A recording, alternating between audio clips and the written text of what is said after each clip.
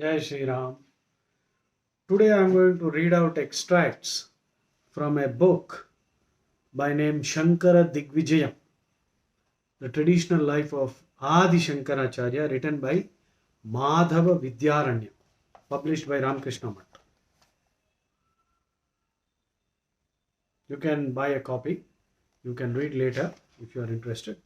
I just made a few points. Right, Madhava Vidyaranya. Now, there are several Shankara Digvijayams. Innumerable are there. And with a lot of differences because a lot of mythological elements have crept into it.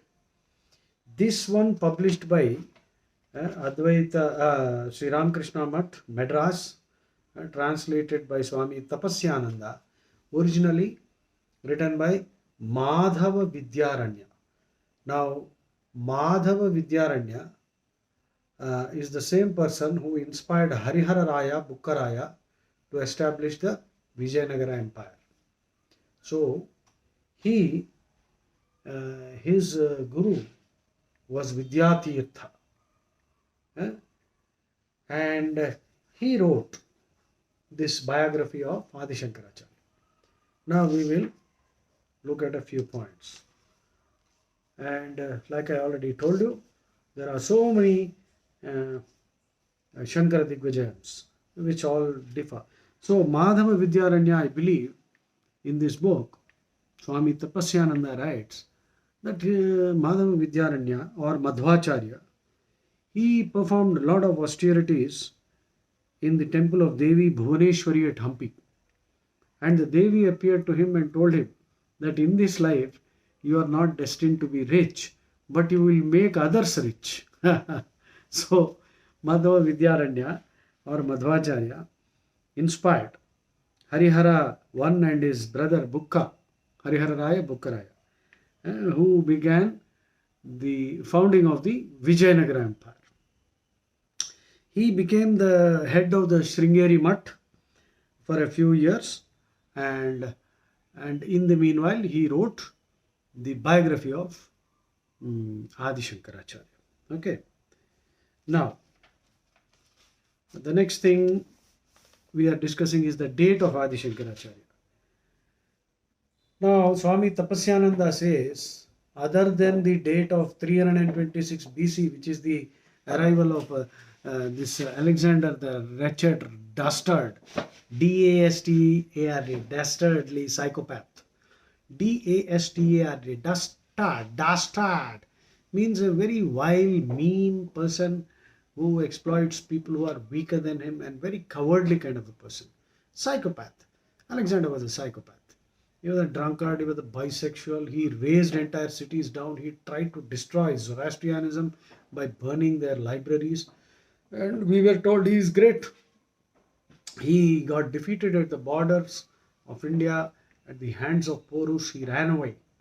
Why did he run away? And we were told a silly tale that soldiers in his army were homesick, and so he listened to them. Alexander was not the type of person who would listen to anybody. He even killed his own friend who once saved his life. So that kind of a character, who was an alcoholic. Alexander had a miserable death. There were 4 reasons which led to his death. He was an alcoholic. He was mortally wounded at the hands of Porus. Mortal wounds means wounds that are sufficient to kill a person. And then he contracted Nile fever, which is a version of malaria. And then he ran away, fled from the borders of India, leaving Seleucus, his general, behind, with the hope that someday the Greeks will conquer. Now, he landed at Babylon, and where the fever took an intense form. And the Greek physicians who copied from Ayurveda but did not copy properly, didn't even know how to copy, they believed in bloodletting. Bloodletting, because the stupid belief was that if a person is seriously ill, evil spirits would have entered the blood. So they used to slit the wrists and flush the bad blood out with the hope of flushing out the evil spirit. How dumb can this be? And we are told that Aristotle was a great, very philosophical kind of person. I remember reading Aristotle. Of course, he may have said a few nice things. I don't deny that. He was the guru of this rascal. Uh, from the kind of persons that from the disciple, you can make out what kind of a character that fellow was. Aristotle, in one of his books, wrote that if a wife and husband sleep on the right side of the bed and mate, they will have sons. And if they sleep on the left side of the bed and mate, then they will have girl children. Now, what kind of nonsense is this? So I leave it to your imagination. So he reached Babylon, and his doctors slit his wrists to cause this what is called bloodletting, to flush out the bad blood. And this bloody rascal died therefore of four reasons. One, mortal wounds. The two, alcohol. He was a chronic alcoholic. Three, he contracted Nile fever. And fourth, his stupid doctors slashed his wrist. What more? Even one of these reasons is sufficient for a person to die. He must have died an excruciating death.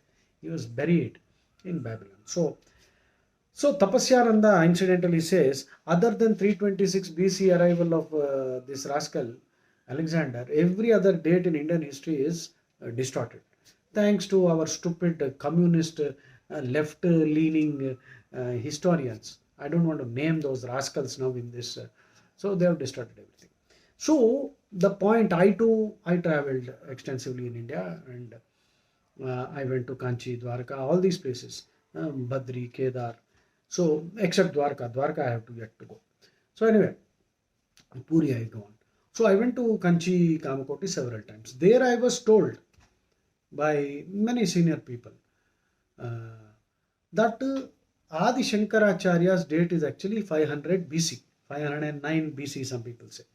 And in Wikipedia and other people, even unfortunately, Sarvepalli Radhakrishna and many other people, Max Muller was a Murkha Muller actually, buffoon.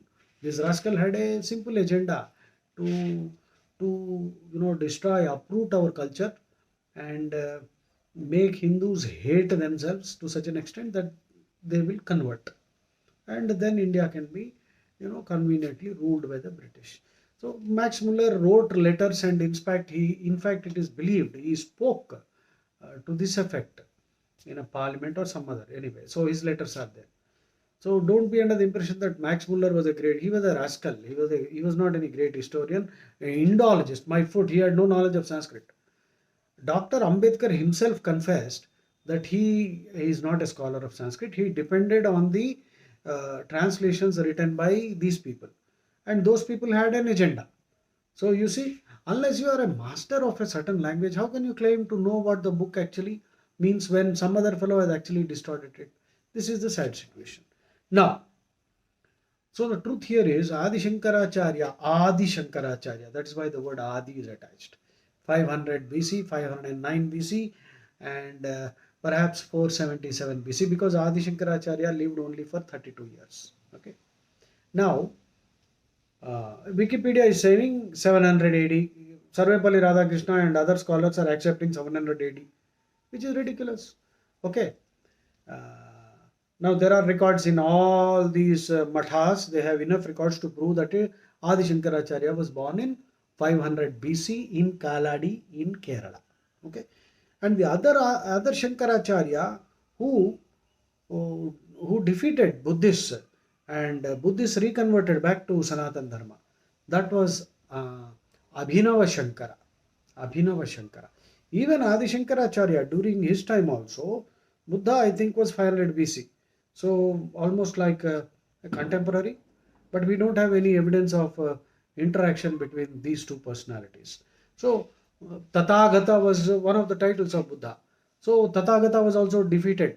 All his disciples were roundly defeated by Adi Shankaracharya, and they reverted back to Sanatana Dharma. Kumarila Bhatt, there were many other ritualists. Mandana Mishra was a ritualist. So they were all defeated in arguments, and they reverted back to Sanatana Dharma. So these are some points that I have already told you. Now, so what next? I'll just pause for a second. Okay. And the next point, see, 4 mathas established by Adi Shankaracharya. Dwarka he handed over to Hastamalaka. Hastamalaka was one of his disciples. Puri, the first Shankaracharya was Padmapada. And Badrinath was Totakacharya. And Sringeri was Sureshwaracharya. Sureshwaracharya is Mandana Mishra. Mandana Mishra was his pre-monastic name, and after he defeated the hands of Adi Shankaracharya, Mandana Mishra was a dualist who believed in Dvaita Siddhanta, and of course he was also a ritualist. So Adi Shankaracharya defeated Mandana Mishra, and Mandana Mishra became Sureshwaracharya, and he was the Shankaracharya, first Shankaracharya of Sringeri Mutt. And Kanchi Kamakoti, it is believed that Adi Shankaracharya lived for several years towards the last phase of his life. And of course, there are several versions, like I said. One version is he attained Mahasamadhi in Kanchi, and the other, as you know popularly, is that he went to Kedar, and from there, Kedar, he ascended into the Himalayas. So, now the next point I'm going to talk about from this book is Shankaracharya's meeting with Vyasa. Meeting with Vyasa. This is in page number 70. 7th canto, meeting with Vyasa is discussed in this book. Okay. So once at Varanasi, Adi Shankaracharya met a Brahmin who asked some questions, because people were praising Shankara as the most knowledgeable person who has written commentaries on Vedanta Sutras, Brahma Sutras of Badarayana, that means Vyasa.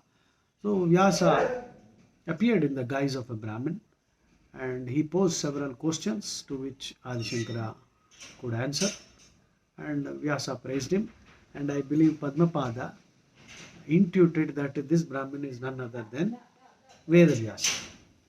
We'll take a short pause. So Vedavyasa was mighty pleased, and Vedavyasa intuited that Adi Shankaracharya is an Amshavatara of Shiva. And Shankaracharya actually told Vedavyasa that I have refuted all the hostile doctrines, and I have written so many commentaries and expounded to my disciples. There is nothing more for me to do. I will give up my body. Please be a witness. Please wait here at Manikarnika. You see, in Kashi you have the Manikarnika Ghat. So this conversation between Vyasa and Adi Shankaracharya took place at Manikarnika Ghat. So, but Vyasa said, no, you have a much greater duty. Actually, Vyasa said, the Creator gave you only 8 years of life, but with your commentaries and expositions, and you have impressed Agastya and Jaimini and all those great rishis, and they were so pleased that your lifespan was extended by another 8 years. And now I am granting you a boon. I am giving you 16 more years so that you will live till 32. You have a lot of work still left to do. So that is what I believe Vyasa said. So Vyasa prolonged the life of Adi Shankaracharya.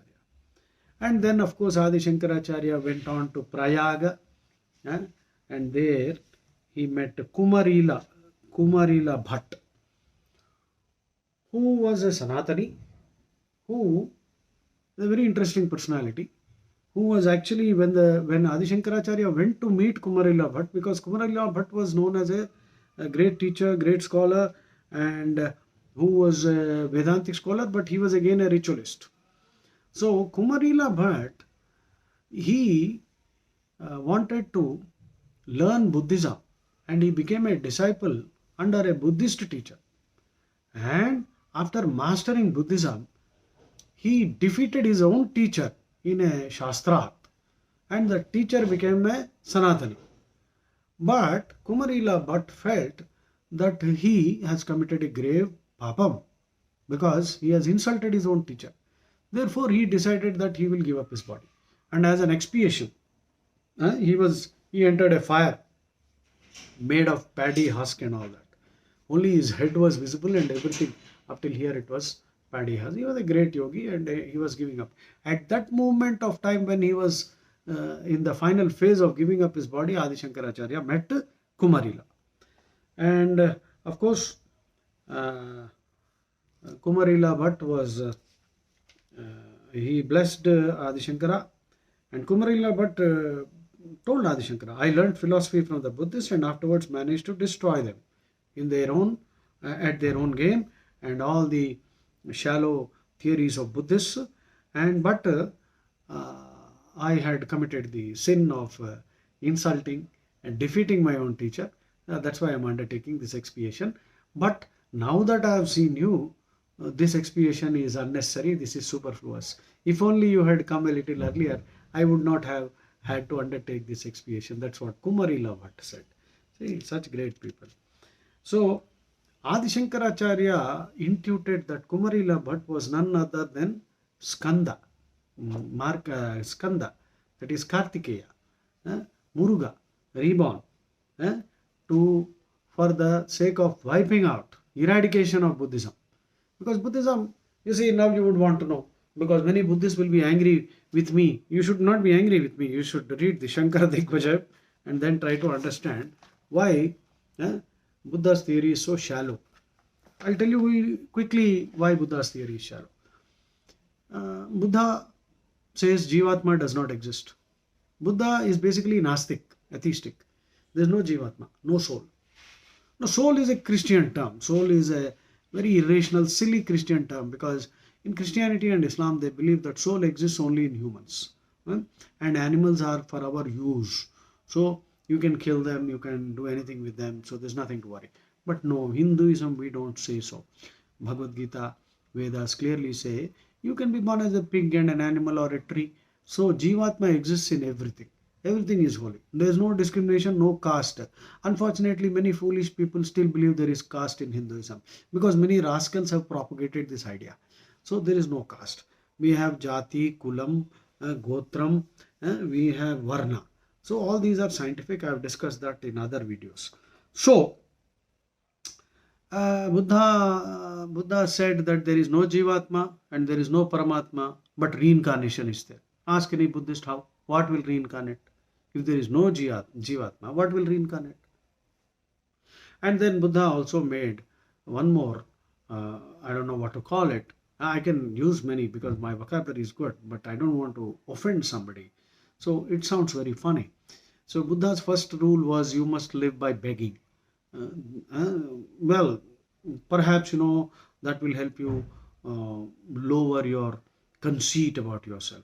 But I think there are better ways. You know what Kabir says? Kabir Das ji was a great Ram Bhakt, and we were told that he is a Nirguni.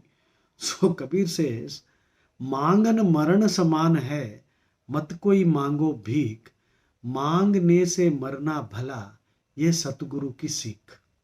So ముష్టెత్తుకోకండ్రా అని చెప్తున్నారు. And Arjuna in Mahabharata says, Daridram Mahapatakam. If you are fortunately a man with a good sound body and a sound mind, you should never be poor. You should work hard. You should become like Mukesh Ambani. You have every right to earn money. So this is what Vedas also say. Jeevema Sharadashadam. So Modama Sharadashatam. Let us enjoy for 100 years. So this is what the Veda is saying. And so Buddha first rule was, he said, live by charity, live on charity. Second rule, he said, no killing, no killing. That means no meat eating. But I believe what happened in the life of Buddha was, one of his bhikshus or devotees received some meat. There's a long story, I will cut it short. So he received some meat, maybe some tandoori chicken or some whatever, button biryani or whatever. So this disciple of Buddha, I believe, came to Buddha and asked, Sir, I have a problem. There's a catch-22 situation, no escape. So catch-22 situation, as you know, means a situation where there is no escape, because the conditions are such. So there's a conflict now. The first rule says you should live by charity. Here I got this in charity. I must eat that according to the first rule. The second rule says you should not kill. But here an animal has been killed. So what should I do? Now, what you would have done is a question you ask yourself had you been Buddha. I believe Buddha resolved it in a rather interesting way. He said, since that animal has not been slaughtered for you, you can eat it. Now, he could very well have said, throw it away and stick to the first rule, stick to the second rule. The first rule is no killing, sorry. First rule is no killing, sorry. First rule is ahimsa, no killing. Second rule is live by charity. So live by the first rule. That's what Buddha should have said. And the first rule states. Instead of that, he said this. And now Buddhists are eating everything. Cows also they're eating. So I find this very funny. So I can go on, all these miracles are also sound too fantastic actually. Till the age of 29, Buddha was in his palace, pampered, because the astrologers predicted that he will become a mendicant or a great emperor. And the father of Buddha, Suddhodana, was a great king. He wanted his son to be a king and not a sadhu. So he pampered his son with all luxuries till the age of 29, and he was sort of imprisoned within the palace. And at the age of 29, I believe he managed to sneak out with his friend on a chariot, and he saw 4 incidents. One, he saw an old man and he asked, "What is this? Why is he walking with a stick?" And his charioteer said, "He's an old man, all of us will get old." So, second, he saw a sick person. He said, "What's wrong with this fellow? Why is he shivering?" The charioteer said, "He is sick, we will all fall sick." Third, he saw a person being carried by 4 people. He asked, "What's wrong?" That fellow said, "He's dead, we will all die." "Oh," Buddha said. And finally, there was a man with just a langoti, a loincloth, and he was dancing. "Hey, what's wrong?" Then he said, "That fellow is a sadhu, he has nothing, but he is the happiest man." Now, I believe this changed his mind, and he left his wife and wife Yashodhara and Rahula in the middle of the night, and he left the palace. Now, I find this very, very irrational, because don't tell me till the age of 29, Buddha had not himself fallen sick. He would have seen himself in a mirror becoming old, or children growing up, or his father getting gray hair. So somebody would have died in the joint family. So this whole story was totally fantastic. And the other story about Angulimala. Angulimala tried to kill Buddha when Buddha entered the forest. And Angulimala was running behind Buddha, but he could never catch up with Buddha, though Buddha was walking leisurely. And finally, Angulimala fell at Buddha's feet, and Buddha turned around and gave him a talk, and Angulimala became his disciple. Now, this is nothing but, this is like a phantasmagoria, surreal atmosphere, surreal, virtual reality. Buddha is walking calmly, and Angulimala is running behind him like Usain Bolt, but he's still not able to catch him, which simply means that Buddha had supernatural powers, siddhis. If Buddha did not have the supernatural siddhis, Angulimala would have killed Buddha. And he would have cut his finger and wore it, because that's why he was called Angulimala. So, I too can become like Buddha and talk about ahimsa if I have such fantastic siddhis. So I think I myself have, rebutted Buddhism. So this is what happened. And Kumarila Bhatta, after defeating his own teacher, who then converted back to Garvapsi to Sanatana Dharma, but Kumarila Bhatta was a man stricken with remorse. He felt that he committed a grave sin, and therefore he had to undertake this expiation. So that is about, and Kumarila Bhatta was imputed to be Guha Kartikeya by Adi Shankara. And then next, the most interesting part is Adi Shankaracharya goes to Varanasi. No, it is somewhere beyond Prayag. Okay, there's again a lot of controversy regarding where Mandana Mishra used to live. So Mandana Mishra was a great authority, famous for his ritualism. So he went there, Mahishmati or some place, Mahishmati. He asked some women there who were speaking in chaste Sanskrit, "Where is the house?" They told him that you will find a big house where caged parrots will be discussing metaphysical, philosophical, Vedantic discussing topics. Parrots, caged parrots. Does the Veda have self-validity, or does it depend on external validity? Are karmas capable of yielding their fruits directly, or do they require the intervention of God? Is the world eternal, or is it a mere appearance? So when you find parrots in cages discussing such questions, you must know that that is the house of Mandana Mishra. So Shankara reaches there, the gates are locked, but Shankara had siddhis, so he flew over the gates and entered the house.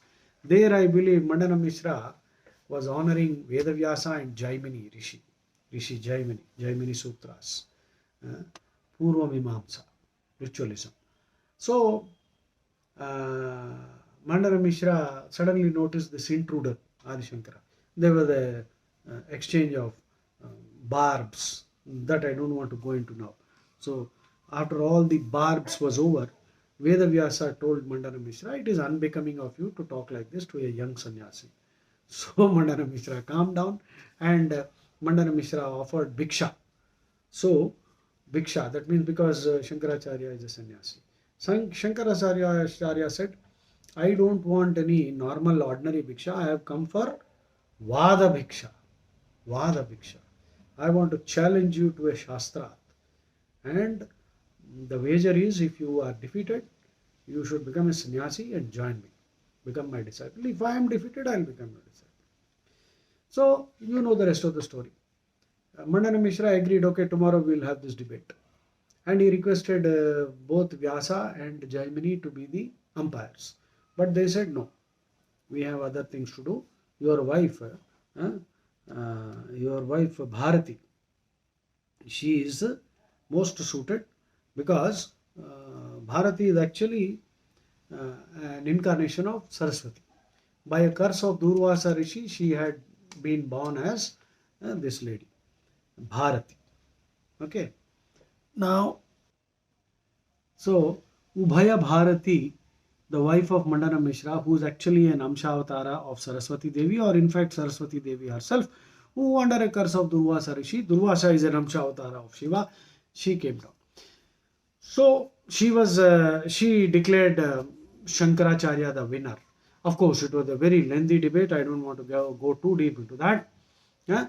So Mandana Mishra accepted defeat, and then, but Ubhaya Bharati then challenged Shankaracharya that you cannot consider yourself a scholar, all-knowing scholar, because unless you defeat me in Kusuma Shastra or Kama Shastra, sex, that was the most vulnerable point, because Adi Shankaracharya took up sannyasa by the age of 8. So this was the one area in which he had no knowledge, or he perhaps had some theoretical knowledge. So now Adi Shankaracharya said, okay, give me 1 month's time. So Bharati said, okay. She challenged him to a debate on sex. So this is how the Indian society was. Sex is not a taboo subject. So we were not prudes like the Britishers or the Western world. They are extremely prude. Their religions are promote prudery, prudishness. Sex is the sin, So no, in India it is not like that. Sex is considered a proper subject. It's an academic discipline actually. So Ubhay Bharati told Shankaracharya, you have to debate with me on sex. So Shankaracharya said, okay, give me 1 month's time. So 1 month time he took. And then, using his yogic powers, Parakaya Pravesha, he told his disciples that he will leave his body in a particular cave. They kept their body. And his Atma entered the dead body of a king, Amaruka. Amaruka was a king who had 100 wives. The handsome man. He was almost, 7-footer and well built. So he died while in a hunt. While hunting, he died. So Shankaracharya noticed that this is the best opportunity. He got into the king's body. The rest of the story is very interesting. Actually, his queens were weeping. Suddenly they found there's a movement in the king's body. So he became alive. So they went back, and Shankaracharya ruled and the kingdom flourished. The cows were yielding more milk and more crops, and then the ministers, the astute ministers, noticed that our king is behaving much more strangely. because he seemed to be so knowledgeable in everything. When it comes to physical training, he was like Arjuna. When it comes to knowledge, he is like Brihaspati. He is like Rama. Oh my God. So that new Tejas, Ojas, that brilliance, the the ministers intuited that some great yogi must have entered the dead body of our king. So they kept it secret. They were happy that the kingdom is flourishing. So they gave an order to all the soldiers uh, to quickly burn any body, any dead body lying anywhere. Because they were worried that after some time this great yogi might go back into his own body and then again our king will die and our kingdom will suffer. So they wanted the yogi to remain in that body. So now the soldiers were, wherever any stray dead body, any dead body, without delay they are burning it because they want to prevent. So you understood. In the meanwhile, more than 1 month has passed, and Padmapada already cautioned Shankaracharya, sir, please don't do this, because same thing happened. Matsyendranath,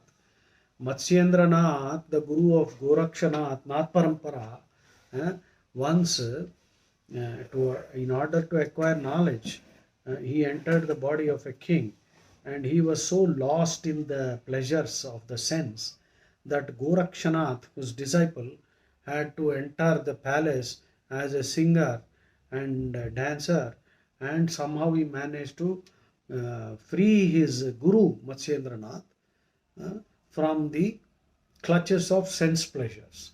So Padmapada tells him this. So Shankaracharya says, don't worry, I will not be. But then actually, same thing happened. Shankara was lost in the pleasures. More than 1 month had passed. So the four disciples, they started searching. They went in search of the kingdom of Amaruka. Finally, they landed up there, and Padmapada, they all went in as singers there, and they sang songs in which the theme was, hey, Jivatma, you are not this, and this bodily senses and pleasures and all temporary. So the arrow hit its mark, and Shankaracharya realized. Then he suddenly left the body, and the king fell dead. Now Shankaracharya he went back to his body. But by the time he reached the cave where the body was, the king's soldiers had already taken hold of that body, and they had created a pyre, and they are just lighting, they have lit the matchstick. So that body was about to perish. So at that point of time, uh, Padmapada, using his siddhis, so at that time the fire was lit and Adi Shankara's body was on the pyre. So Adi Shankaracharya immediately extempore he composed a stotra on Lakshmi Narsimha, and the fire got extinguished. He managed to re-enter his own body. So that is how Adi Shankaracharya learnt about sex. He went back, and Ubhaya Bharati, the moment she noticed him, she understood that he has acquired this knowledge also. Now he has become complete. So she said, there's no need for a debate. And she said, okay, I'm going because I'm Saraswati. And so, and he, at that point of time, Adi Shankaracharya, he addressed Saraswati Devi, and he told her that with your grace, with your anugraham, I have learnt all these. So therefore, I will institute temples of worship for you in Rishyashringa or Sringeri and other places. So, and I beseech you, Mata Saraswati, to manifest yourself in all those temples which I establish. So, agreeing to this, then she left. So this is, so Adi Shankaracharya continued on his journey through Maharashtra. He came to Srisailam, and by the time he reached at Srisailam, he had defeated all these Buddhist Nyayika, Lokaitaka and Charvaka philosophies, and all of them. He defeated all of them, and they all accepted Adi Shankara as their guru. And in Srisailam, Adi Shankaracharya worshipped Mallikarjuna and Brahmarambika, and he composed Saundarya Lahari at Srisailam. So we will stop here with these extracts from this wonderful book. You will love reading it. Shankara Digvijayam, published by Ramakrishna Mutt. Madhava Vidyaranya. I hope you enjoyed listening to this. Jai Shri Ram.